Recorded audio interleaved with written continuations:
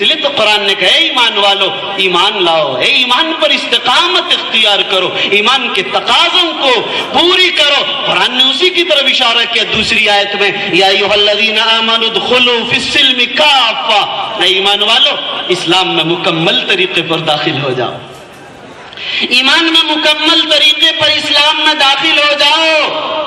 ایمان والے ہیں پھر بھی اسلام میں مکمل طریقے پر داخلہ کا کیا مطلب ہے؟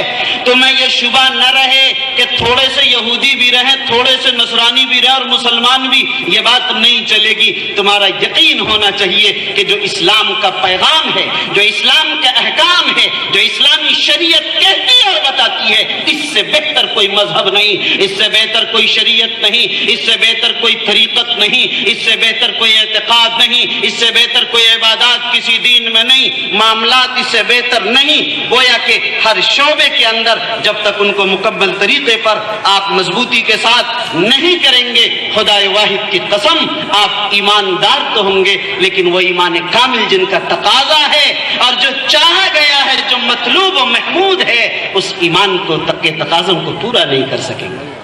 اسی طرح میرے بھائی دوسرا جز ہے اعمال صالحہ، کہ آپ کی زندگی میں ایمان کے ساتھ عمل صالح بھی ہونا چاہیے۔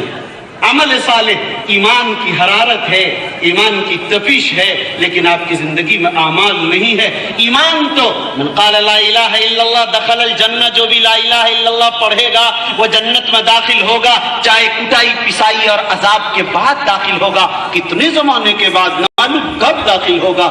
اسی بنیاد پر فرمایا کہ جنت کی کنجی تو ایمان میں، کلمہ طیبہ کے اندر موجود ہے، لیکن میرے بھائی پہلے میں اگر جنت میں داخل ہونا چاہتے ہیں اس کے لیے اعمال ضروری ہے۔ اس کی مثال سرکار دو عالم صلی اللہ علیہ وسلم نے حدیث میں یہ بتائی کہ چابی کے کچھ دانے بھی ہو، کچھ دانت ہوتے ہیں، دانت دیکھا ہوگا چابی میں، سیدھی چابی سے نہیں، دانت بھی ہوتے ہیں۔ یہ دانت وہی 5 نماز روزے زکوٰۃ و حج ہیں ان کے لیے۔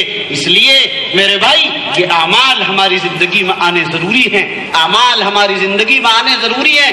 آج گفتار دلبرانہ، کردار قاہرانہ، آج زندگیوں میں اعمال نہیں ہے، صرف باتیں ہی باتیں ہیں، زندگی میں نماز نہیں، زکوٰۃ نہیں، روزہ نہیں، حج نہیں ہے فرض۔ بڑھاپا آئے گا تب بعد میں حج کریں گے، ابھی پتہ ہی نہیں حج فرض ہے، حج کرنے کے لیے تیار نہیں۔ سرکار نے فرمایا جس پر حج فرض ہو جائے اور حج کیے بغیر مر جائے تو یہودیت یا نصرانیت کی موت مرے گا، مسلمان نہیں مرے گا۔ جب مسلمان نہیں مرے گا تو جہنم میں جائے گا، ناکام ہوگا، جنت میں جا کر کامیاب نہیں ہوگا۔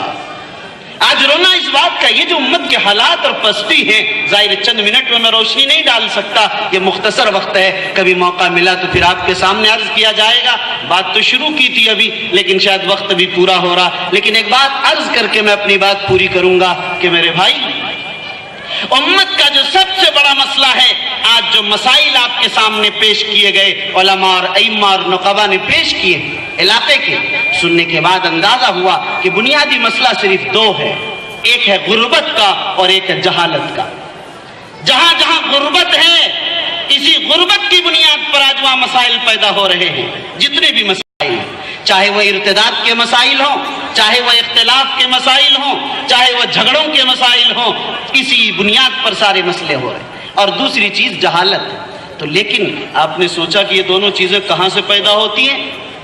غربت اس لیے اس امت کے اندر ہے کہ امت نے زکوٰۃ نکالنا بند کر دیا جس کو واجب کیا گیا۔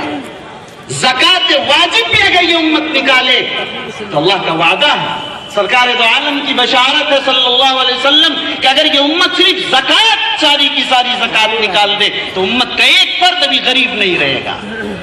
یہ ہماری جھوٹ ہے، ہماری کس بیانی ہے کہ فلاں غریب فلاں، ارے فلاں غریب نہیں، جب تیری دولت تیرے گھر میں ساری کی ساری، اس غریب کے نام کا جو پیسہ اللہ نے تیرے اوپر واجب کیا نکالنا، اسے تم نہیں نکال رہے ہو تو بتاؤ کہ وہ غریب نہیں رہے گا، اس کی آگ نہیں لگے گی، تمہاری زندگی نہیں، آخرت بھی تباہ و برباد نہیں ہوگی۔ امت آج زکوٰۃ کے مسائل بھی نہیں جانتی، زکوٰۃ کے تقاضوں کو بھی، مولانا صاحب مدرسے سے آ گئے تو کچھ دے دیا، فلاں غریب آ گیا تو بھیک دے دیا، مانگنے والا آیا تو دے دیا، ورنہ سارا کا سارا مال ہمارا ہی ہے۔ ارے وہ زکوٰۃ کے باب کس کے لیے تھے؟ قرآن نے ہر موقع پر اقیموا الصلاۃ وآتوا